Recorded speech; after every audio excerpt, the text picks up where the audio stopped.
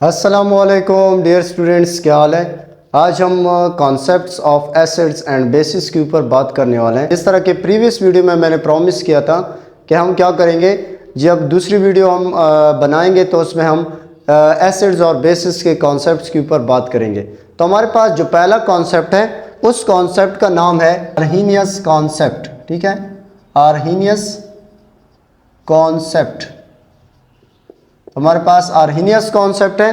देखिए, इसको Arrhenius concept इसलिए कहा जाता है क्योंकि जिस साइंटिस्ट ने या जिस केमिस्ट ने इस कॉन्सेप्ट को बनाया था उसका नाम था स्वांटे आर्हीनियस। ठीक है, उसका पूरा नाम था स्वांटे आर्हीनियस। ठीक है, स्वांटे आर्हीनियस ने 1884 में इस कॉन्सेप्ट को प्रेजेंट किया था। ठीक है, इस कॉन्सेप्ट में स्वांटे आर्हीनियस क्या कहता है कि कोई भी केमिकल स्पीशी तब एसिड कहलाएगी जब वो किसी एक्वस सॉल्यूशन के अंदर हाइड्रोजन आयंस प्रोड्यूस कर सकता हो। यानी ऐसा कोई केमिकल सब्सटेंस तब एसिड होगा जब वो किसी एक्वस सॉल्यूशन के अंदर हाइड्रोजन आयंस प्रोड्यूस करके दे। तो हम इसको कैसे लिखेंगे, हम इसको ऐसे लिख सकते हैं कि an acid is a chemical an acid is a chemical substance that dissociates into aqueous solution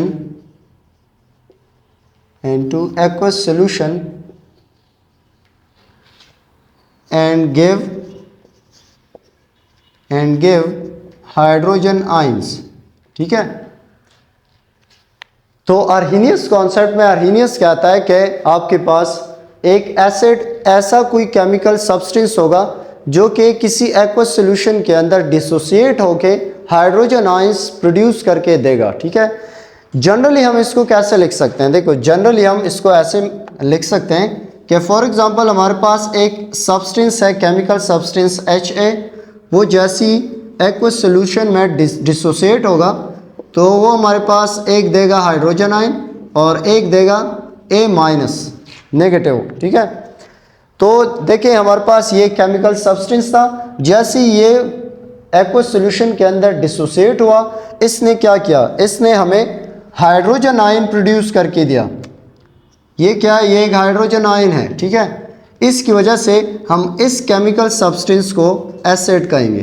तो ये हमारे पास क्या है, ये एक ऐसा केमिकल सब्सटेंस है जो कि एसिड कहलाता है। क्लियर है यहाँ तक। अब हम क्या करते हैं, एक एग्जांपल से इसको समझते हैं। तो चले एक एग्जांपल से इसको समझते हैं। तो एग्जांपल क्या है, एग्जांपल के तौर पे हमारे पास है HCl, hydrochloric acid.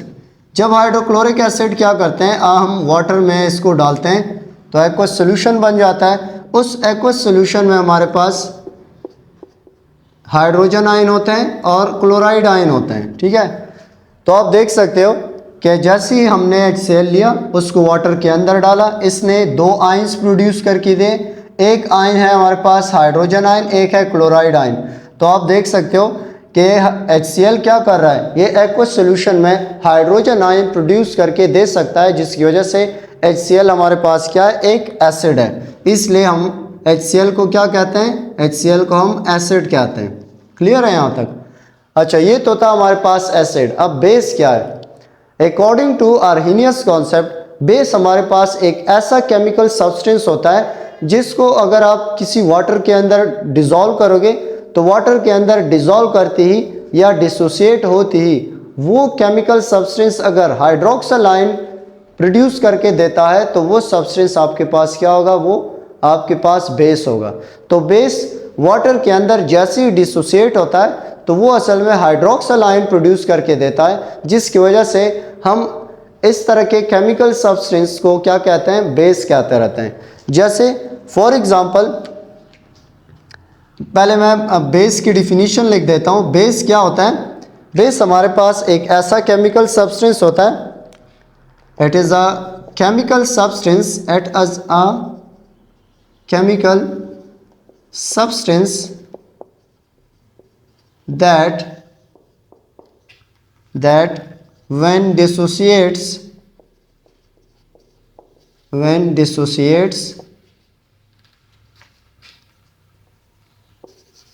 gives hydroxyl ions. ठीक है, यानी ये एक ऐसा केमिकल सब्सटेंस होता है कि अगर ये डिसोसिएट हो जाए तो ये क्या करता है, ये हाइड्रोक्सल आयन क्या करता है, दे देता है। तो एग्जांपल के तौर पे, फॉर एग्जांपल हमारे पास यहाँ पे मैं एग्जांपल ले लेता हूँ। एग्जांपल के तौर पे हमारे पास है NaOH, सोडियम हाइड्रोक्साइड। तो सोडियम हाइड्रोक्साइड जैसे ही आप वाटर में डालोगे ये डिसोसिएट होके क्या करेगा, ये डिसोसिएट होके Na plus sodium ion plus hydroxyl ion ये देगा। तो आप देख सकते हो कि इस रिएक्शन के अंदर आपको नज़र आ रहा होगा कि जैसे ही सोडियम हाइड्रोक्साइड जो कि एक केमिकल सब्सटेंस है, इसको हम वाटर में डिसोसिएट करते हैं तो ये हमें हाइड्रोक्सल आयन क्या करता है, वाटर के अंदर प्रोड्यूस करके देता है। इस वजह से इस केमिकल सब्सटेंस को हम क्या कहते हैं, इसको हम बेस कहते हैं। तो ये हमारे पास क्या है, ये एक बेस है। क्लियर है यहाँ तक? तो यहाँ तक आपको आर्हीनियस कॉन्सेप्ट का पता लग गया होगा कि हमारे पास आर्हीनियस कॉन्सेप्ट में एसिड्स ऐसे केमिकल सब्सटेंस होते हैं जो कि वाटर में डिसोसिएट होके H+ आयन यानी हाइड्रोजन आयंस देते हैं, और बेसिस हमारे पास ऐसे केमिकल सब्सटेंस होते हैं जो वाटर में डिसोसिएट होके हाइड्रोक्सल आयन प्रोड्यूस करके देते हैं। क्लियर है यहाँ तक? एक और ज़रूरी बात जो इससे पहली वीडियो में भी मैं आपको समझा चुका हूँ कि हाइड्रोजन आयन जो है H+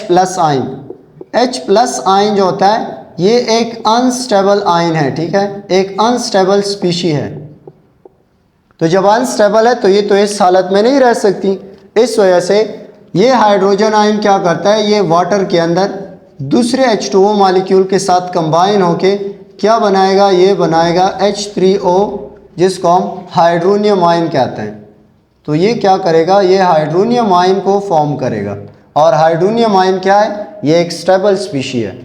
तो इससे प्रीवियस लेक्चर में भी मैं आपको ये चीज़ क्लियर करवा चुका हूँ कि हाइड्रोजन आयन की जगह हम हाइड्रोनियम आयन की बात इसलिए करते हैं क्योंकि हाइड्रोजन आयन एक अनस्टेबल स्पीशी है, वो एग्जिस्ट नहीं कर सकती। इसलिए वो हाइड्रोजन आयन वाटर मॉलिक्यूल के साथ डायरेक्ट क्या करती है, रिएक्ट करती है और हाइड्रोनियम आयन को बना देता है। और यही हाइड्रोनियम आयन क्या करता है, यही हाइड्रोनियम आयन थिंग्स को यानी चीज़ों को ये क्या करती है, एसिडिक बनाती रहती है, या सॉल्यूशंस को जो एसिडिक सॉल्यूशन जो एसिडिक बनते रहते हैं वो असल में इसी हाइड्रोनियम आयंस की वजह से बनते रहते हैं। यानी जितने ज़्यादा हाइड्रोनियम आयन किसी सॉल्यूशन के अंदर मौजूद होंगे उतना ही वो सॉल्यूशन ज़्यादा एसिडिक होगा, और जितने ज़्यादा हाइड्रोक्सल आयन किसी सॉल्यूशन के अंदर मौजूद होंगे वो आपके पास उतना ही बेसिक होगा।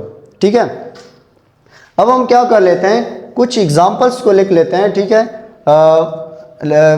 ये जो हमारे पास आर्हीनियस कॉन्सेप्ट है इसमें हम कुछ एसिड्स के एग्जांपल लिख लेते हैं। जैसे हमारे पास HCl है, एक एसिड है, H2SO4 है, एक एसिड है। ठीक है, इस तरह हमारे पास HNO3 nitric acid, H2CO3 carbonic acid, ये सारे हमारे पास क्या है, दीज आर एसिड्स। क्यों एसिड्स हैं? क्योंकि आप देख सकते हो कि ऑलरेडी ये जब डिसोसिएट होंगे वाटर के अंदर तो ये हाइड्रोजन आयंस प्रोड्यूस कर सकते हैं, इसलिए ये हमारे पास क्या है, एसिड्स है। और हम कुछ बेसिस की भी एग्जांपल्स लिख लेते हैं। जैसे हमारे पास है सोडियम हाइड्रोक्साइड। ठीक है, सोडियम हाइड्रोक्साइड है, अमोनियम हाइड्रोक्साइड है, NH4OH। ठीक है, इस तरह CH3COOH एसिटिक एसिड। तो हमारे पास कुछ एग्जांपल्स है जिसके अंदर क्या मौजूद है, हाइड्रोक्सल आयन मौजूद है, और ये जब वाटर में डिसोसिएट होंगे तो ये इजीली क्या कर सकते हैं, हाइड्रोक्सल आयन प्रोड्यूस करके दे सकते हैं। इसलिए हमारे पास इनको हम क्या कहते हैं, इनको हम बेसिस कहते हैं, और ये हमारे पास एसिड्स होते हैं। तो ये सारा का सारा था आर्हीनियस कॉन्सेप्ट। चले दूसरा कॉन्सेप्ट डिस्कस करते हैं जिसका नाम है ब्राउनस्टेड-लॉरी कॉन्सेप्ट। ठीक है, तो पहले मैं हेडिंग लिख देता हूँ, ब्राउनस्टेड-लॉरी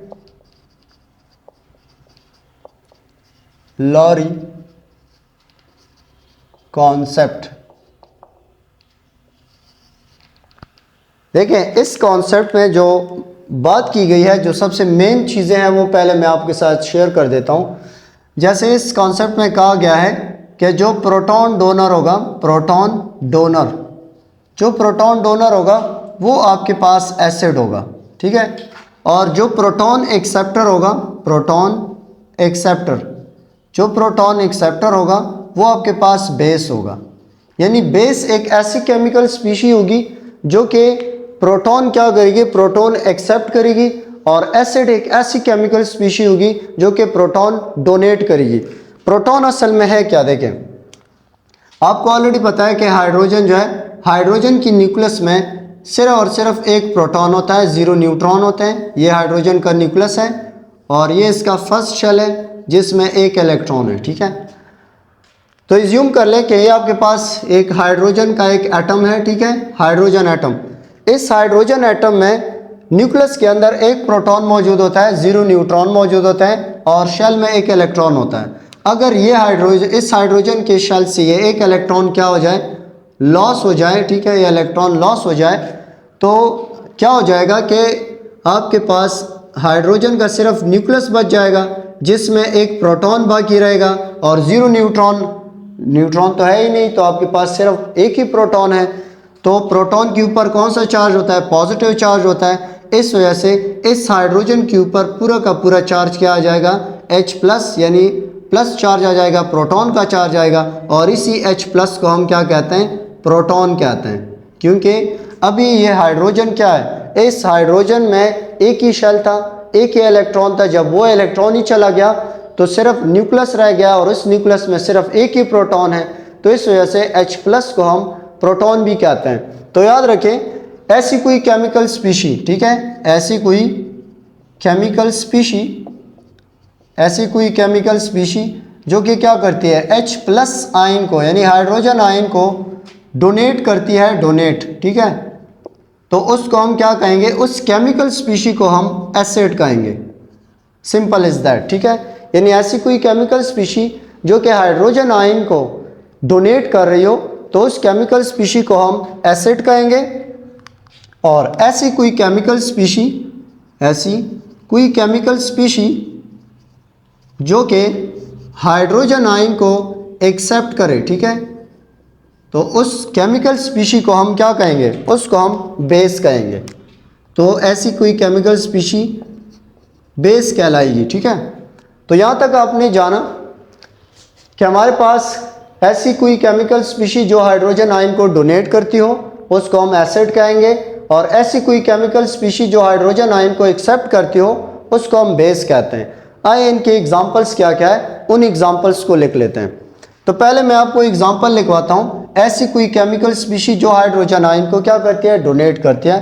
तो यहाँ पे हम एक एग्जांपल से इसको समझते हैं। जैसे हमारे पास है अमोनिया है, NH3 प्लस HCl, ठीक है, NH3 प्लस HCl, ठीक है। इसमें आप देख सकते हो कि जो HCl है, हाइड्रोक्लोरिक एसिड, ये हाइड्रोजन को क्या कर रहा है, इस हाइड्रोजन को इस NH3 की तरफ यानी अमोनिया की तरफ क्या करता है, डोनेट कर देता है, जिसकी वजह से प्रोडक्ट में हमारे पास बन जाएगा NH4 plus ammonium ion plus Cl minus chloride ion.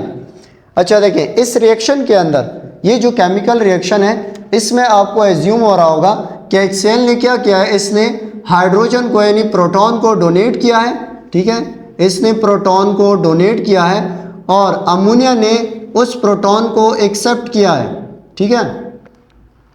गौर से देखें इस रिएक्शन के अंदर HCl क्या कर रहा है, वो प्रोटॉन को डोनेट कर रहा है और अमोनिया क्या कर रही है, वो प्रोटॉन को एक्सेप्ट कर रही है, जिसकी वजह से हम कह सकते हैं कि HCl क्या है, वो प्रोटॉन डोनर है, इसलिए HCl एसिड है और अमोनिया प्रोटॉन एक्सेप्टर है, तो अमोनिया हमारे पास एक बेस है। क्लियर है यहाँ तक। तो यहाँ से इस एग्जाम्पल में आपको अंदाज़ा हो गया है कि असल में ये HCl क्या है, HCl हमारे पास क्यों एसिड है, क्योंकि ये हमारे पास प्रोटॉन डोनर है, ठीक है, ये प्रोटॉन डोनर है।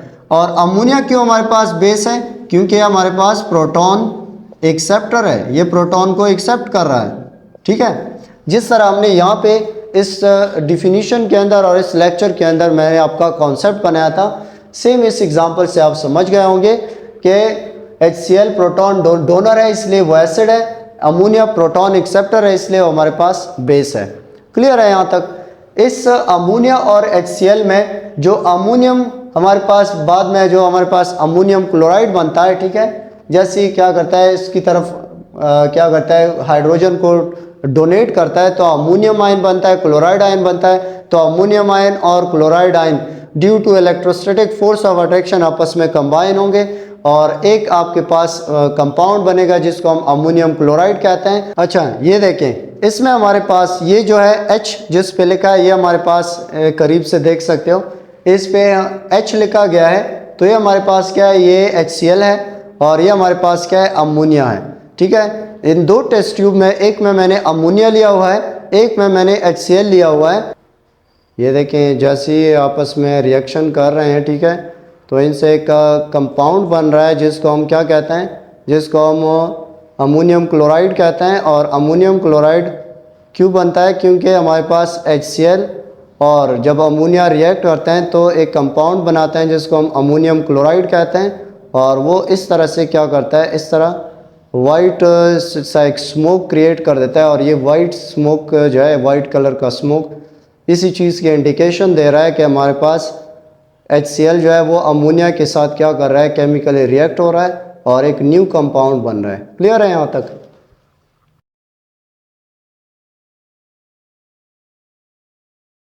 अच्छा, लिविस कॉन्सेप्ट की तरफ बढ़ने से पहले मैं आपको एक और चीज़ क्लियर करवा देता हूँ कि हमारे पास वाटर जो है, वाटर हमारे पास प्रोटॉन को क्या कर सकता है, एक्सेप्ट भी कर सकता है और प्रोटॉन को डोनेट भी कर सकता है। तो ऐसी कोई भी केमिकल स्पीशी जो प्रोटॉन को एक्सेप्ट भी कर सकती हो और एट अ टाइम डोनेट भी कर सकते हो, तो हम ऐसे केमिकल स्पीशी को एम्फोटेरिक स्पीशी कहते हैं या एम्फोटेरिक सब्सटेंस कहते हैं। ठीक है, तो याद रखें एम्फोटेरिक सब्सटेंस क्या होता है। एम्फोटेरिक सब्सटेंस एक ऐसा सब्सटेंस होता है जो कि प्रोटॉन डोनेट भी कर सकता हो और प्रोटॉन एक्सेप्ट भी कर सकता हो। तो ऐसे केमिकल सब्सटेंस को हम एम्फोटेरिक सब्सटेंस कहते हैं। जैसे एग्जांपल के तौर पे हमारे पास H2O वाटर, ये क्या है, ये हमारे पास एक एम्फोटेरिक सब्सटेंस है। किस तरह, एग्जांपल से जान लेते हैं।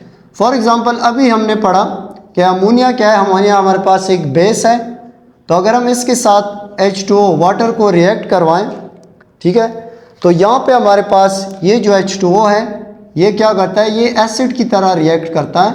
चूँकि ऑलरेडी हमें पता है कि अमोनिया क्या है, according to Bronsted and Lowry concept, ये हमारे पास क्या है, ये एक बेस है। ठीक है, तो ये क्या करेगा, ये प्रोटॉन एक्सेप्ट करेगा और एसिड क्या करता है, प्रोटॉन डोनेट करता है। तो यहाँ से जब वाटर मॉलिक्यूल क्या करता है, एक हाइड्रोजन क्या करता है, यानी हाइड्रोजन आयन को डोनेट करती है।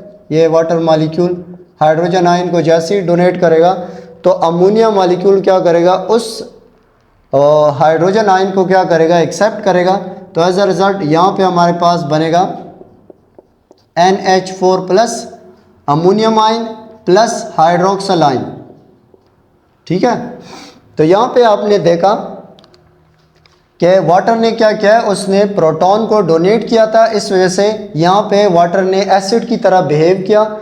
इस वजह से हमारे पास इस एग्जांपल के अंदर वाटर क्या है, वो एक एसिड है। ठीक है, अब एक नेक्स्ट एग्जांपल ले लेते हैं। इससे पहले हमने आर्हीनियस कॉन्सेप्ट में पढ़ा कि HCl हमारे पास क्या होता है, एक एसिड होता है। तो अगर हम HCl के साथ वाटर को रिएक्ट करवाएं, ठीक है, तो हमारे पास ऑलरेडी आर्हीनियस कॉन्सेप्ट से आपको अंदाज़ा हुआ था। आर्हीनियस कॉन्सेप्ट में हमने ऑलरेडी पढ़ा कि HCl क्या है, HCl हमारे पास एक एसिड है। ठीक है, HCl एक एसिड है। तो यहाँ पे ये वाटर क्या करेगा, ये बेस की तरह बिहेव करेगा। ठीक है, बेस की तरह कैसे बिहेव करेगा कि अब यहाँ पे ये हाइड्रोजन आयन को एक्सेप्ट करेगा। ठीक है, तो ये HCl क्या करेगा, ये हाइड्रोजन आयन को डोनेट करेगा और ये वाटर मॉलिक्यूल उसको एक्सेप्ट करके क्या बनाएगा, H3O प्लस हाइड्रोनियम आयन।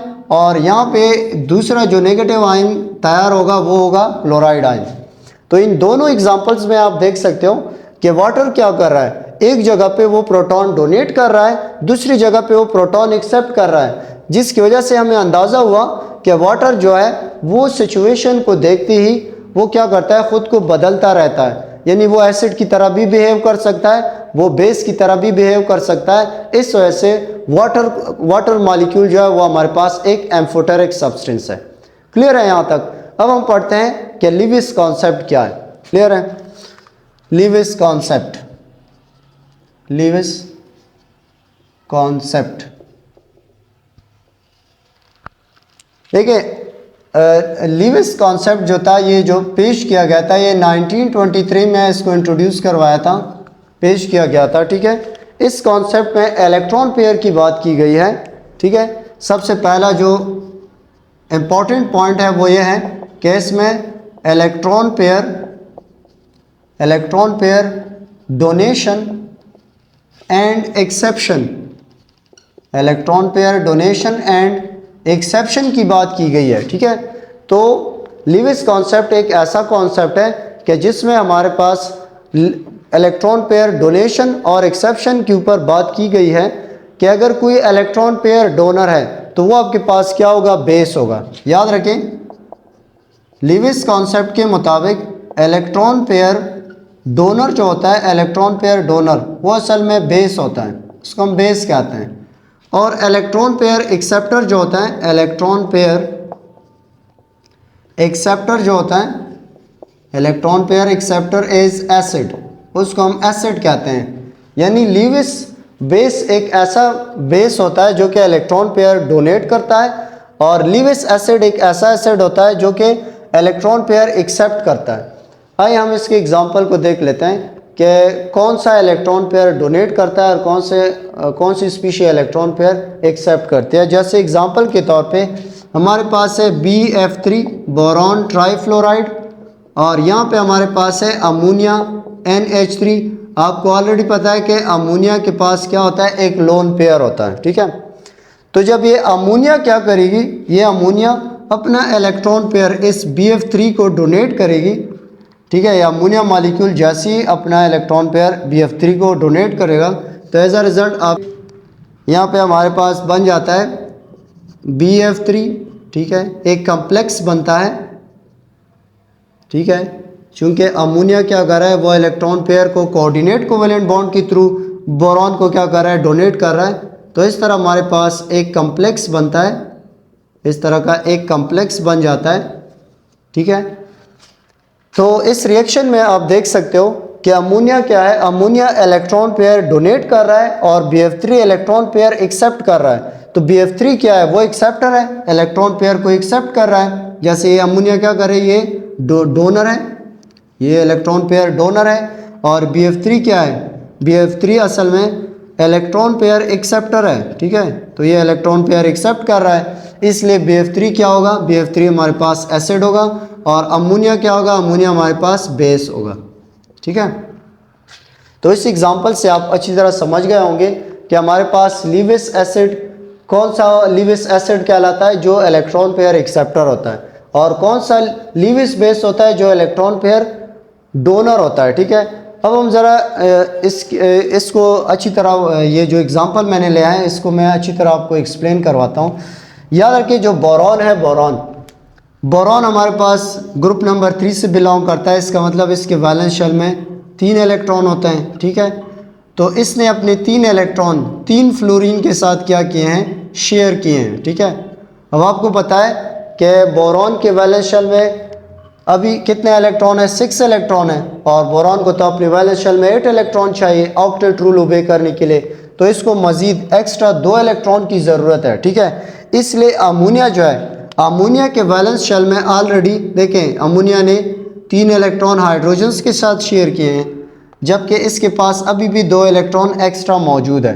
तो ये अमोनिया क्या करता है, ये कोऑर्डिनेट कोवेलेंट बॉन्ड के थ्रू ये 2 इलेक्ट्रॉन जो जिसको हम पेयर कहते हैं, इन 2 इलेक्ट्रॉन को क्या करता है, बोरॉन की तरफ कोऑर्डिनेट कोवेलेंट बॉन्ड के ज़रिए क्या करता है, डोनेट कर देता है, जिसकी वजह से हमारे पास एक कम्प्लेक्स बनता है। ठीक है, और ये कम्प्लेक्स तब बनेगा जब आपके पास इन दोनों के अंदर क्या होगा, एक कोऑर्डिनेट कोवेलेंट बॉन्ड बनेगा, और इस कम्प्लेक्स को कोऑर्डिनेशन कम्प्लेक्स कहा जाता है। दिस द कंपाउंड, जो कंपाउंड आपके ये जो कंपाउंड आपके पास बना हुआ है इसको हम कोऑर्डिनेशन कॉम्प्लेक्स कंपाउंड कहते हैं, या सिंपली आप इसको कोऑर्डिनेशन कंपाउंड भी कह सकते हो। क्लियर है यहाँ तक? एक नेक्स्ट एग्जांपल लेते हैं कि जिसमें फॉर एग्जांपल आपके पास एक है हाइड्रोजन आयन, ठीक है, और एक आपके पास है अमोनिया, ठीक है, NH3। तो आपको ऑलरेडी यहाँ पे मैं अभी बता चुका हूँ कि अमोनिया के पास क्या होता है, एक इलेक्ट्रॉन पेयर होता है, ठीक है।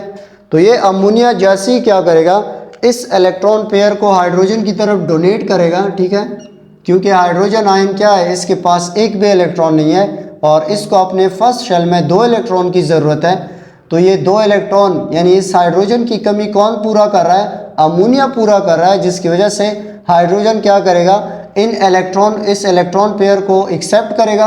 तो ये हाइड्रोजन क्या करेगा, ये इस इलेक्ट्रॉन पेयर को एक्सेप्ट करता है और ये अमोनिया क्या करता है, ये इस इलेक्ट्रॉन पेयर को डोनेट करता है। तो इसलिए जो डोनेट करने वाला है वो आपके पास बेस होता है और जो एक्सेप्ट करने वाला है वो आपके पास एसिड होता है, और एज अ रिजल्ट आपके पास जो बनेगा उसको हम कहते हैं NH4+, जिसको हम अमोनियम आयन कहते हैं, अमोनियम आयन, ठीक है। तो ये आपके पास कुछ एग्जांपल्स थे। इन एग्जांपल्स में मैं आपको समझा चुका हूँ कि आपके पास लीविस एसिड कैसे तैयार होता है, लीविस बेस कैसे तैयार होता है। इस तरह नेक्स्ट लेक्चर में हम इंशाल्लाह किसी और टॉपिक के ऊपर हम बात करेंगे। तो आज के लिए इतना ही। Thank you so much. अल्लाह हाफिज़।